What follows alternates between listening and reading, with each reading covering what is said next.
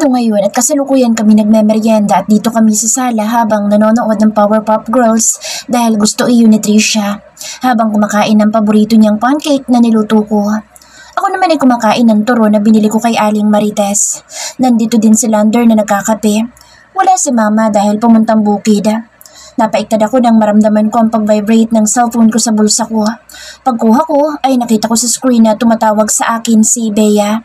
Sinagot ko iyon. Hello? Uy, Be, nasan ka today? Dito lang sa bahay. Bakit? Napatingin si Lander sa akin na mukhang nakikinig. Sa Trisha naman ay tuloy-tuloy lang sa pagkain habang nanonood. Good. Napatingin ako sa screen ng cellphone ko at napataas ang kilay. Ha? Siya? Agad na pinatay ni Bea ang tawag. Takantaka sa kaibigan kong iyon. What's the matter? Napalingon ako kay Lander. Nagtibit balikat ako. Ang weird ni Bea. Nagtatanong ko saan ako. Sabi ko dito lang sa bahay. Sagot niya, good lang? Ibinalik ko na lang ang cellphone sa bulsa ko. I think someone knocking on your gate. Napatayo si Trisha. Is that my lola? Napatayo ako nang marinig ko rin ang pagkakakatok sa lumang gate namin. Nakipag-unahan pa sa akin sa Trisha, makalabas lang ng pintuan. Baby! Napatigil ako at napalingon kay Lander. Baby? Napalaki ang mata ko nang magsalita si Trisha. Nagpalipat-lipat ito ng tingin sa akin at kay Lander. Are you calling me baby, Tito Pogi? Or may Tita Tina? Trisha. Agad kong kinarga ang pamangkin ko at naramdaman ko ang pamumula ng mukha. Hindi ko tuloy matingnan si Lander. You're Tita Tina, baby girl. Napasingap ako sa sagot ni Lander na hindi pinag-iisipan. Lander! Mahina pero pagalit ko itong sinita. Napalingon ng pamangkin ko sa akin na nagtataka ang mukha. Big girl na po Tita Tina ko. She's not a baby anymore. Sasagot sana ako pero narinig ko ang pagkalampag ng gate namin kaya hindi na ako nagsalita pa. Karga sa Trisha kahit napakabigat ay lumabas ako ng pintuan. Palapit na ako sa gate nang ibaba ko ang pamangkin ko. Binuksan ko ang gate at konting awang lang ang ginawa ko para makasilip sa labas ng gate. Hello, Tina Ledesma! Nalaki ang mata ko at napangangako sa malakas na boses sa harapan ko. Bea! Napababa ang paningin ni Bea at napasinghap. Oh my God! Hi, Pretty Trisha! Hello po! Nilakhan ko ng bukas ang gate at biglang sinugod ni Bea ang pamangkin ko at halos mapisat ito sa pagyakap. Gosh, big girl ka na agad and super pretty like your Tita Tina. Pinisil-pisil pa ni Bea ang magkabilang pisngi ni Trisha na nanggigigil. Baka umiyak yan. Nagulat ako sa boses na iyon. Si Drew na naglalakad at may kasunod itong lalaki na walang iba kundi si Neil. Bigla akong nataranta. Hey Tina! Malaking ngiti ni Drew. Tumango ako at ngumiti dito. Hello? Kasunod na una yung pagbati ni Neil sa akin. Napatingin ako kay Bea na nagtataka. Anong meron? Bakit kayo napadalaw dito? Bago namin sagutin iyan, baka gusto mo kaming papasukin. Tumas pang isang kilay ni Bea. Biglang nanlamig ang kamay ko. Napalingon ako sa likuran ng gate. Doon nakatayo si Lander at nakahalukip-kip. Diyos ko po, andito pa naman si Lander. Anong gagawin ko? Paano ko ba siya itatago? Nasa harapan ko na silang tatlo at nakakahiya kung papatagalin ko pa ang pagkakatayo nila. Bahala na nga. Pasok kayo. Pilit ako ngumiti sa kanila. Kaya binuksan ko ng mas malaki ang kanang bahagi ng gate kung saan nakatayo si Lander. Napaiktad pa ako nang hawakan ako nito sa bewang. You look nervous. Mahinam pabulong ni Lander. Halos manigas ang buong katawan ko kaya bago pa ako makalimot ay lumayo ako kay Lander. Tito Pogi! Nahagip ng mata na nagpabuhat sa Trisha kay Lander. Itong unang beses na nakita ko nagpakarga ang pamangkin ko sa kanya. Pagpasok ng tatlong bisita ko ay gulat silang napaharap kay Lander. Gusto kong mapapikit sa nervyos pero bakit ba ako matatakot kung wala naman akong ginagawang masama? Napalunok na lang ako ng dahan-dahan kung isinara ang gate. Sa tapat ng gate nakaparada ang magandang sasakyan na nakita ko na minsan. Kay Neil iyon. Dito sa loob ng bahay ay pinaupo ko ang bisita ko. Ipinaganda ko sila ng kape at kasama ko si Bea habang ang pamangkin ko ay pinaupo ko dito sa aking tabi. Ang awkward lang in fairness. Ang dami mong atraso sa akin ha. Panimula ni Bea. Hindi ko alam kung ano isasagot ko dahil kinakabahan ako sa tinginan ng kaibigan ko sa akin. Tinulungan niya akong dalhin ang tinapay at kape sa sala. Si Lander ay nagkape dahil tatlong ginawa ko. Si Bea naman ay juice lang. Magkatabi sa mahabang sofa si Drew at Neil dahil malaking tao rin. Si Bea naman ay sa single sofa na katabi ni Neil na mukhang sinadya niyang umupo para makatabi ang crush niya. Habang si Lander naman ay sa armchair na kaupo na akala mo'y feeling hari. Ako naman ay kumuha ng upuan sa kusina at naupong malapit kay Lander. At si Tricia naman ay pinaupo ko sa kanyang plastic na upuan at pinahiram ko na ang cellphone ko para doon na lang manood. Hindi ko alam kung nahihiya o natatakot ang pamangkin ko sa dalawang lalaking bisita. Siguro dahil ngayon niya lang nakita ang mga ito. Ang awkward lang sa totoo lang dahil ang tahimik ng paligid. Pero binasag ko na ang katahimikan dahil para kaming nilalamayan sa itsura namin. Tumikim ako. Si Bea nga pala, classmate at kaibigan ko. Ito naman ang pinsan niyang si Drew. At si Neil. Nakilala mo na siya? Baka sa mukha ni Bea ang pagtataka ng mga palingon nito kay Neil. Bea at Drew? Si Lander, kapitbahay ko. Maliit akong ngumiti sa mga ito. Nahihiya ako lalo na kay Bea na masuri kung tingnan si Lander. Paano ba naman kitang-kita ang tattoo sa braso? Tumayo si Bea at lumapit sa harap ni Lander. Itinaas niya ang kamay para makipagkamay. Hi, I'm Bea. Ngumiti ito kay Lander. Nakapagkamay naman si Lander pero hindi nakaligtas sa mata ko ang mapanuring mata ng kaibigan ko sa tattoo ni Lander. Glad to meet you. I like your tattoos. Are you an artist? Nope. Tumango lang si Bea at naupo na ulit malapit kay Neil. By the way, naparito kaming tatlo ni Drew at Neil para yayain ka sana namin mag-hangout tonight. Pagsasalita ni Bea. Ano? Napakunot ang noo ko. Pero bakit naman biglaan? Sana sinabihan mo ako agad. Tahimik lang ang mga lalaki na mukhang nanunuri sa paligid. Alam ko naman natatanggi ka at sasabihin mo na naman na next time. Kaya nanigurado na kami na pumunta dito. Tiningnan ko si Bea. Gusto kong mainis dito. Wala pa magulang ko, mamaya pa sila uuwi. That's okay, alam naman namin. Inagahan lang talaga namin na magtungo dito dahil gusto ko na makita agad ni Drew. Lahat kami inapatingin kay Drew. Medyo namula magkabilang tenga nito na mukhang nahiya. Wala sa loob na napatingin ako kay Lander na ngayon ay hindi ko maintindihan ang mukha. Hindi ko alam kung malungkot ba ito o galit. Wala akong mabasa pero gumagalaw ang panga habang nakatingin kay Drew. Si Crystal, bakit hindi niyo isinama? On the way na siya. Yun pa ba magpapahuli sa galaan? Siya pa nga ito nag-iya at nag-request na dito sa bahay mong tagpuan. Napanganga ako. Hindi ko alam kung bakit naisip ni Crystal ang ganitong bagay. Hindi sa ayaw ko silang papuntahin dito sa bahay pero hindi sa ganitong paraan. Biglaan at parang puwersahan. Hindi man lang ako na-inform. On the spot agad. Nag-excuse si Bea at nakikibanyo daw kaya sinamahan ko na lang ito sa itaas dahil mas malinis doon kaysa sa baba. Nakadikit lang sa akin sa Trisha at hindi ko rin naman ito hinihiwalayan. Pinapasok ko sa kwarto sa Trisha at nahiga naman ito. Ibinigay ko rin ang dada niya. Paglabas ni Bea ng banyo ay dumiretso ito sa kwarto ko. Ngayon ka magpaliwanag sa akin, Be. Seryoso ang mukha ni Bea. Nakapamewang pa talaga ito na para bang nanay na papagalitan niya ang anak. Kung may gustong malaman ang kaibigan ko, pues ito na ang oras. Talaga ba nagpunta kayo dito para isama akong gumala o para lang may makonfirm? Si Crystal pa talaga nagiya o may gusto lang kayong patunayan sa akin? Tinapatan ko ng tingin sa Bea. Natahimik si Bea at mukhang tama ang kutob ko. Sa Crystal ang may pakana nito. Hindi ko alam kung anong problema ni Crystal sa akin. Matapos nitong magpahinga galing sa sakit ay iba na ang tinginan nito sa akin. Hindi naman niya binanggit ang tungkol sa picture na isinand niya. Akala ko ay limot na niya pero ramdam ko na parang may kakaiba sa kanya. Gusto ko siyang kausapin pero palagi lang itong nakatawa at madalas bumubulong kay Bea. Hindi ako manhid pero parang tinitira akong patalikod nito. At kung ano man itong trip niya ngayon ay kayang-kaya ko siyang kausapin lalo pat na-provoke na niya ako.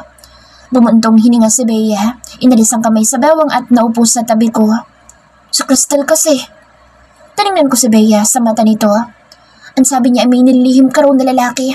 Ilang beses ka rin niyang nakikita pero never kang nagbanggit kung totoo man iyon.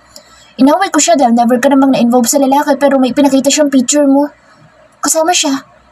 Nang tinutukoy ay si Lander. Inilabas na Bea ang cellphone niya at ipinakita ang maraming panakaw na picture namin ni Lander. Madalas ay nakaangkas ako sa big bike ni Lander. Hindi ko naman pwedeng maitatanggi iyon dahil totoo lahat na ipinakita ni Bea. Stalker si Crystal? Sabi pa ni Crystal ay nakatira na daw yung guy sa inyo. Live-in pa nga ang pagkakasabi niya. At ang mas malala pa sa sinabi niya ay mukhang ex-convict. Hindi yun totoo. Mabilis kong sagot. Hindi ko alam kung paano nalaman ni Crystal ang ganitong bagay. Tama naman na madalas na nandito si Lander pero hindi siya dito nakatira. Kakaibang paratang at kasinungalingan ang ipinagkakakalat ni Crystal. At paano madami ang pinsan mo sa Drew at Neil dito? Kinagat ni Bea ang ibabang labi at tinitigan ako. Ang akala ko'y ako lang ang sinabihan ni Crystal sa ganitong bagay, pero hindi. Tumawag sa akin si Drew at kung anong sinabi sa akin ni Crystal ay parehas din kay Drew. Kagabi niya lang nalaman at hindi mapakali ang pinsan ko kaya gustong-gusto niya magtungo dito. Alam mo naman na patay sa yung pinsan ko kaya hindi siya makatulog nang malaman niyang balitang iyon. Sumama lang si Neil dahil ang sabi niya ay may gusto daw siyang alamin. Huminga ako ng malalim dahil nag-iinit ang ulo ko. Kailangan kong kumalma at hindi pwede ang ganitong damdamin. Ayoko magalit lalo pat alam ko sa sarili kong hindi totoo ay pinagkakakalat ni Crystal. Andito na si Bea kaya sasabihin ko na sa kanya ang lahat. Maskan trabaho ni Lander ay kailangan kong banggitin kahit na bawal iyong ipagkalat. Tumunog ang cellphone ni Bea. Speaking of the... Binasa ni Bea ang text message ni Crystal. Crystal won't be able to come here. May emergency daw siyang pupuntahan. Pinabasa ni Bea sa akin ang message ni Crystal. Nagkibit balikat lang ako. Gosh, I'm so sorry. Nahusgahan agad kita. Wala ka kasing binanggit na kung ano kaya buong akala ko'y totoo na. Tingnan mo, hindi na siya makakapunta. Pa-playing safe ang gaga na to. Umanda sa akin ang bruha na ito. Huwag mo na siyang patulan. Ako nang bahala nakakausap sa kanya. Pero mali pa rin ang ginawa niya. Natigil sa pagsasalita si Bea. Sabay kaming napatingin sa pintuan nang pumasok si Mama. Ma, may lola! Yay! Napabangon si Trisha. Tumayo ako at nagmano kay Mama. Hepo, Tita Carmela. Nagmano din si Bea. O buti naman napadalo kayo dito sa bahay, Iha. Matagal-tagal na ang huling punta ninyo. Sana isang kaibigan nyo. Nagpalipat-lipat ng tingin si Mama sa amin, dalawa ni Bea. Busy daw po siya. Si Bea na ang sumagot. Agan ba? Sana susunod ay makadalaw din siya dito. Bumaba na kaming dalawa ni Bea at naiwanan si Trisha sa kanyang lola. Nagulat ako sa mga lalaki na kaupo ngayon na para bang nagmi-meeting pa. Pa, lumapit ako kay Papa at nagmano. Hello po dito ka siya, no? Nagmano din ito kay Papa. Nagtatawanan ang mga lalaki na para bang normal na magkakakilala. Napapansin ko rin si Lander na hindi na mukhang galit. Maliwanag na ang mukha nito at paminsan-minsan ay nagsasalita. Ang layo nga ng pagkatao ni Lander sa pagmamarites ni Crystal. Mukha siyang mabait at matalino. At higit sa lahat ay sobrang niyang gwapo, Ledesma. Nakatitig si Bea kay Lander. Sa lubong ang kilay ko na tiningnan si Bea. Akala ko ba crush mo si Neil? Napatingin si Bea sa akin at napaawang ang labi. Oo naman. Hindi ko lang crush si Neil kundi mahal ko na. Teka, huwag mo sabihin na nagsiselos ka, Ledesma. Gwapo si Lander pero mas higit na gwapo sa paningin ko si Neil ko, no? Mabuti naman. Bulong ko pa pero narinig iyon ni Bea. Oo, iyong na si Lander. Grabe ka, loyal ako kay Neil at hindi ko siya pagpapalit sa Abs and Lander o sa kahit na sino, no? Nagluluto na ng hapunan si Mama na magpaalam ang kaibigan ko dahil may pupuntahan pa sila. Naku, susunod na kayo gumala. Dito na kayo maghapunan para naman masulit yung pamamasyal dito sa aming bahay. Bihira lang na may pumasyal dito kaya pagluluto ko kayo ng masarap na pagkain. Nagkatinginan si Neil at Drew. Si Bea naman ay binulungan ko. Pumayag na kayo para hindi magtaka si Mama na iba ang dahilan kung bakit kayo napasugo dito. Tumango si Bea at nag-sign ng okay sa daliri nito. Okay po, Tita. Dito lang po kami maghahaponan ng pinsan ko sa Drew at kaibigan namin si Neil. Malaki ang pagkakangiti ni Bea na tinignan ang dalawang kasama nito. Sa kusina ay tinulungan ko si Mama na magluto. Si Bea naman ay nilalaro si Trisha habang si Papa naman ay gustong mag-ihaw ng baboy at isda. Sumunod din si Lander sa labas kaya ang ending ay nasa bakuran din si Drew at Neil. Mukhang close na agad ang apat dahil nagtatawanan na ang mga lalaki. Hindi naman kalakihan ang lamesa namin pero buti na lang ay sakto iyon sa amin lahat. Tinulungan ako ni Bea na maghanda ng mga kubyertos at pinggan. Dapat nakaupo ka lang, Bea. Bisita ka namin dito.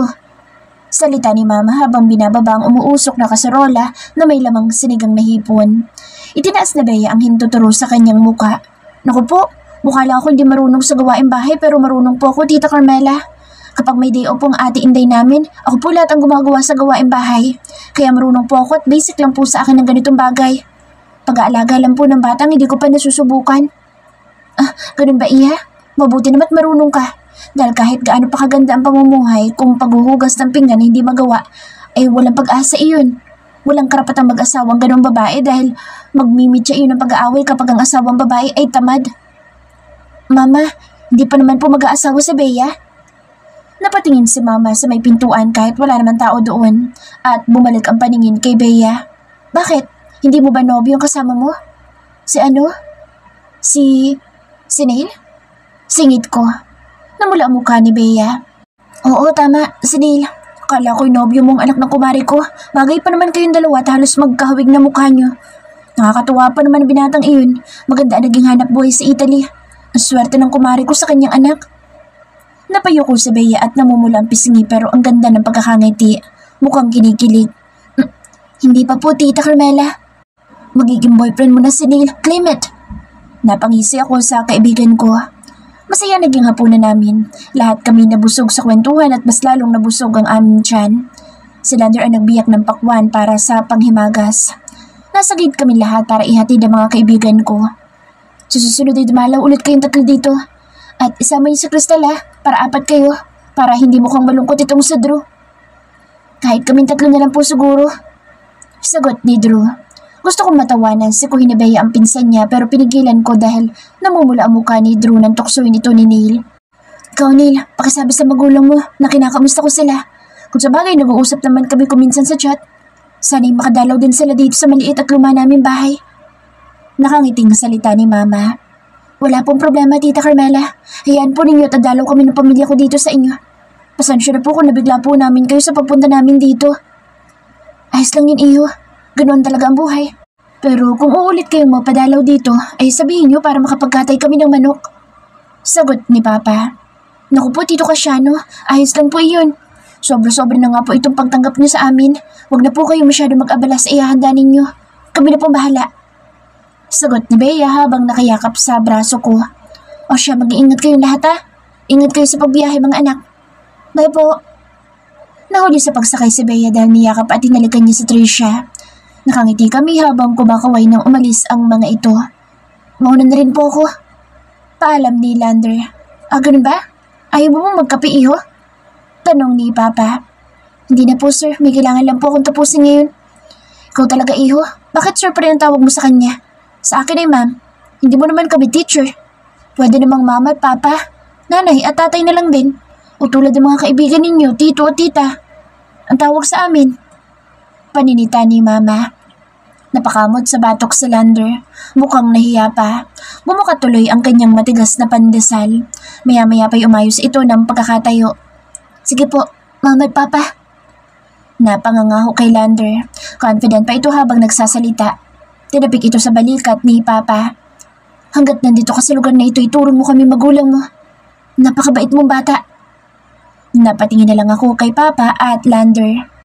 Kahit hanggang balikat lang ni Lander si Papa pero pwede naman pumasang magtatay kahit hindi magkamuka. Patawa-tawa naman sa Tricia na tinuturo ang kanyang lolo Casiano kay Lander. Linggo ngayon kaya walang trabaho sa bukid si Papa at si Mama naman ay nagluluto na ng pananghalian namin. Paulan-ulan na rin ang panahon at mabuti na rin yun dahil nakaka-stress na rin ang sobrang init ng panahon. Kanina pa ako patingin-tingin sa pintuan. Bakit parang hindi ka mapakali sa kinaupan mo? May problema ba anak? Ubiling ako at napakagat sa labi. Po? Wala po, Papa. Excuse lang po at magbabanyo lang ako. Tumayo ako at umakyat ng hagdan para magbanyo. Saglit lang naman ako doon at tumiretso sa aking kwarto at nahiga. Sinilip ko ang cellphone ko pero ganoon pa rin. Walang paramdam si Sputnik, Ranger o Lander sa akin. Simula nang umuwi ito kagabi, hindi na ito nagparamdam. Nasanay na rin ako na bago ako matulog ay nagchat-chat pa ito gamit sa Sputnik Ranger pero hindi ito nag-online man lang. Inisip ko na lang na baka nakatulog na sa pagod dahil may tatapusin pa raw siyang trabaho pero ngayong umaga ay hindi ito nagpunta dito. Madalas ay dito ito nagkakape, mas lalo na ngayong nandito si Papa. Hindi sila nawawala ng topic kapag nagkukwentuhan. Narinig ko na tinatawag ako ni Mama kaya bumaba na ako. Halina kayo at nang makakain na. Magkatabi kami ni Tricia at nasa harapan namin si Mama at Papa. Where's my Tito Pogi? Pagtataka ni Tricia, napatigil sa pagsandok si Mama. Oo nga, bakit wala si Lander ngayon? Tanghali. Baka busy o may pinuntahan. Sagot ni Papa. Hindi ba tumawag sa'yo, anak? Tanong ni Mama. Umiling ako. Wala po. Hindi rin po siya nag-chat sa akin. Ganun ba? Nakapagtataka naman. Marami pa naman ako sinaing dahil alam ko magugustuhan niyang niluto kong kare-kare. Baka mamaya itutungo siya dito. Hintay lang natin siya dahil ang binatang iyon ay abala din sa buhay. Kaya nga nagpunta dito ay dahil sa kanyang trabaho, hindi ba? Paliwanag ni Papa. Kung sa bagay, o siya, kain na, magandang apo ko. Opo, lolo ko. Masayang sagot ng bulilit. Natapos ang aming tanghalian, ako na ang naiwan sa kusina para magligpit at maghugas ng aming pinagkainan. Si Papa ay lumabas at nagtungo sa likod bahay para mag-ayos ng mga gamit. Pagkatapos ko maghugas ng pinagkainan ay gawaing bahay naman ang inatupag ko. Hindi ko alam pero gusto ko maglinis ngayong araw. Naabutan ako ni Mama na nagpupunas ng bintana. Aba, pagkasipag naman ang bunso ko ngayong maglinis. Lagi naman po, Mama. Napanguso tuloy ako. O siya, pagkatapos mo dyan ay magpahinga ka rin. Huwag mong pagurin na sarili mo. Magpahinga ka. Opo, Ma. Aakyat na ako at papatulugin ko ng bulinggit natin. Gustong dumede kaya patutulugin ko na rin. Mahirap nang maunang maubos ang gatas ay dilat pa din siya. Makakadalawang bote pa siya para lang makatulog. Napapailim pa si Mama hanggang sa umakyat na ito. Pagkatapos ko maglinis ay umakyat na ako sa kwarto. Nagligpit ng konting kalat dito sa kwarto at pagkatapos ay naligo na rin ako. Napatingin ako sa cellphone ko na may tumatawag. Kaya nagmamadali ako sa pagkuha. Magsakabalikat ko nang hindi inaasahan ko ang tumatawag. Si Bea lang pala. Uy, Be. Napatawag ka. Gosh, may bad news ako sasabihin sa'yo. Ano yun? Naupo ako sa kama habang sinusuklay ang basang buhok ko. I confronted Crystal last night. Tinawagan mo siya? Of course. Gusto ko nga sana siyang puntahan sa bahay nila kagabi pero ayaw lang ni Neil at Drew. Ayaw nila magkagulo. Magkakagulo talaga ako sinugod mo. Napahawa ako sa noo ko at napakamot. Rinig ko pa ang paghingi ng malalim ni Bea. Listen, Tina. Sinabi ko sa kanya ang pambibintang niyang walang katotohanan. Ibinalik ko sa kanya ang lahat ng kasinungalingan niya. Galit na galit ako sa kanya. At alam mo ba kung ano isinagot niya? Ano? Mukha daw akong uto-uto dahil nagpa-uto ako sa iyo, Ledesma. Yun lang ang sinagot niya at bigla na lang niya akong pinatayan ng tawag. Nung tinawagan ko ulit siya, hindi ko na siya matawagan. Blinak na ako ng gaga, pati na rin sa lahat ng social media accounts ko. Nang yan yung babae siya, mapapaya siya sa akin bukas. Huwag mo nilang patulan. She's acting like a child, isn't she? At talagang papatulan ko siya dahil nababalaw na siya. Pati pinsan ko idadamay pa ng gaga na iyon. Ako na bahalang kakausap sa kanya. Hindi na siya bata para lang sa ganitong bagay. Hindi no, talaga makakatikim siya ng sampal sa akin. Gaga siya. Backstabber ang gaga. Sa tagal na natin siyang kasama, ngayon pa ba gagawa ng kagaguhan? Kalma ka lang, baka may problema yung tao, kaya nga niya, siguro nagawa iyon. May problema talaga siya sa utak niya. Gaga siya. Natapos ang usapan namin ni Bea na hindi ko mapakalma. Tinignan ko rin ang social media accounts ko kung nakafollow pa ba kami sa isa't isa pero wala na. Hindi ko na din siya ma-search. Ibinaba ko ang cellphone at tumayo. Kahit masama ang loob ko kay Crystal ay gusto kong malaman kung bakit niya ako nagawa ng kwento ng walang katotohanan. Ihahanda ko naman ang sarili ko kung magtatanong ito pero wala naman. Parang walang nangyari dahil nakikitawa at nakikisama pa rin naman ito sa amin ni Bea. Ang hindi ko lang lubos na maisip ay kung paano niya ako nakuhanan ng mga larawan. Sumusunod ba ito sa amin ni Lander? At kahit dito mismo sa bahay namin ay nasabi niyang nagli-live-in na kaming dalawa. Nagtatanong ba siya sa mga diyosmosang kapitbahay? Ang lakas naman ng apog niya kung ganoon. Nag-aalala din ako dahil hanggang ngayon ay wala pang paramdam si Lander sa mga oras na ito. Kung may tinapos lang siyang trabaho, ibig sabihin bumalik na siya sa Maynila. Ang sama naman niya kung uwi siya nang wala man lang paalam sa magulang ko. May ilang gamit siyang naiwan dito sa bahay. Ang pagkakaalam ko pa nga ay nakikisuyo si Lander na kung pwedeng makiparke sa bakanteng lote namin ang sasakyan niya dahil nakikiparke lang ito sa ibang tao. Pumayag naman si Papa pero hindi naman nangyari iyon. Hanggang ngayon din ay marami pa kaming stocks ng pagkain nung namili kami ilang linggo na ang nakalipas. At madalas nga kahit may stocks pa kami ay may bitbit pang pagkain si Lander kaya hindi nagagalaw ang ibang lulutuin sana. Halos mag-iisang buwan na rin nang makilala namin si Lander pero marami pa rin akong walang alam tungkol sa kanya. Nahihiya ako magtanong-tanong at mas gusto ko ay siya na ang kusa magkukwento noon. Inabot na ng gabi at nagpiprito ako ng isda habang si Mama naman ay nagluluto ng bulalo. Wait, Tom is hungry? Napalingon ako sa malakas na boses ni Trisha. Natawa pa si Papa at si Mama naman ang sumagot. Ito na po, kakain na po tayo. Ako na naghanda ng pinggan sa lamesa. Munti ko pang mapasobra na isang plato nang maalala ko na wala nga pala si Lander. Nasanay na ako maganda ng pinggan na kasama si Lander. Nalungkot na naman tuloy ako. Pinaupo na ni Papa ang kanyang apo na kanina pa nagugutom. Kalalapag ko lang ng pranito kung isda nang mapatayo si Papa sa kinaupan nito. Papaupo na sana ako na makarinig ng katok sa pintuan. Maski si Mama ay napalingon. Pagbukas ni Papa ng pinto ay napatili si Trisha at ako na may napasinghap. Hey! Ito Pogi! Gusto pa sanang bumaba sa upuan na Trisha nang pigilan ito ni Mama. Nagulat ako sa pagmano ni Lander kay Papa. Orlando, buti dumating ka. Saktong pagdating mo't maghahapunan na tayo. Binuksan ng malaki ni Papa ang pintuan para makapasok si Lander. Salamat po Papa. Tinapik ni Papa si Lander sa balikat. Nang humarap ito sa amin ay parang tumigil ang mundo ko na magtama ang mata namin dalawa ni Lander. Uminit ang mukha ko at mas kaantyan ko. Parang gusto lumabas ng luha ko pero pinilit kong wag maging emosyonal. Isang araw lang itong nawala pero ganito na ang nararamdaman ko. O anak, maglagay ka pa ng isang pinggan at kubyertos para kay Lander. Mabuti naman at kompleto na tayo. Opo ma. Napaiwas ang mata ko kay Lander. Agad akong tumalima para hindi na kami magkatitigan dalawa ni Lander. Nagmano din si Lander kay Mama bilang paggalang at hinawakan din ito ang ulo ni Trisha na ngayon ay malaki ang pagkakangiti. At sa katulad ng dating pwesto ay katabi ko naupo si Lander. Kahit para akong robot sa pagkilos ay magaan naman ang pakiramdam ko dahil nasa kaliwa ko si Lander. Kumusta naging trabaho mo iho? Mukhang naging abala ka ngayong araw ah. Pagtatanong ni Papa. Oo nga anak, medyo nanibago lang kami. Nasanay na kasi kami lagi ka nakikita kaya ganoon. Opo, pasensya na po kayo. Tinapos ko lang po ang trabaho ko sa Maynila. Maynila? Gulat ni Mama. Maski ako'y nagulat nang mapatingin kay Lander. Tumango si Lander at sumubong muna bago nagsalita. Dahil nasa Maynila na rin po ako, tinapos ko na po lahat ng dapat kong gagawin. Galing po ako sa Laguna bago umuwi dito. Ay, kay layo naman ang narating mo, Lando. Pinuntahan ko lang po ang kapatid ko doon. May kapatid ka pala? Babae o lalaki? Curious na tanong ni Mama. Si Papa naman ay napatingin kay Mama. May kapatid siya. Kakambal pa nga eh. Di ba Lando? Tumango si Lander. Ngayon ko lang din iyon nalaman. Babae po. Her name is Lian. Parang nakarinig na ako ng ganoong pangalan pero sa bagay marami namang magkakaparehas na pangalan. Tamang pakikinig lang ginawa ko habang nag-uusap si Papa at Lander. Tapos na daw ang trabaho niya dito sa Bataan at ngayon ay pwede na siyang umalis.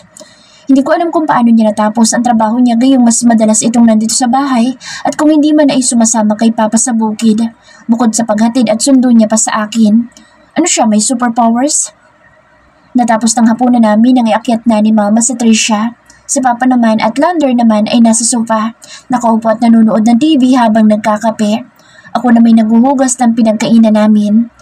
Naririnig ko mga usapan nilang dalawa at sinadya ko talaga na taliman ang pakikinig ko kaya hindi ko binalisan ang paghuhugas ng pinggan. Saan ka na ngayon madidestino ngayon, Lando? Sadali ako natigilan sa tanong ni Papa kay Lander. Patapos na ako sa paghuhugas. Wala pa pong ibinibigay na bagong task si Chip sa akin kaya pwede pa po ako magtagal dito, Papa. Ganun ba? Mabutit pa mapayag ang magulang mo na dumito ka muna para magtagal. Kahit matanda na ang anak, gusto pa rin ng magulang na nakikita ang kanilang anak sa kanilang tahanan kahit na sobrang abala sa kanilang hanap buhay. Nalulungkot at nangungulila din sila sa kanilang mga anak. May laman ang bawat salita ni Papa. Naalala ko pa na ganito magpaalala si Papa kay Ate Tanya sa tuwing bumabalik ito ng Maynila dahil sa kanyang trabaho. Sa katunayan po niyan, bibihira na lang kami magkita ng magulang at kapatid ko. Madalas na nasa labas ng bansa silang dalawa. Kahit bibihira na lang kami magkita ay madalas naman kami nagkakausap through video call. Sa akin iniwan ang pag-aalaga para sa kakambal ko na nahihilig sa gulo.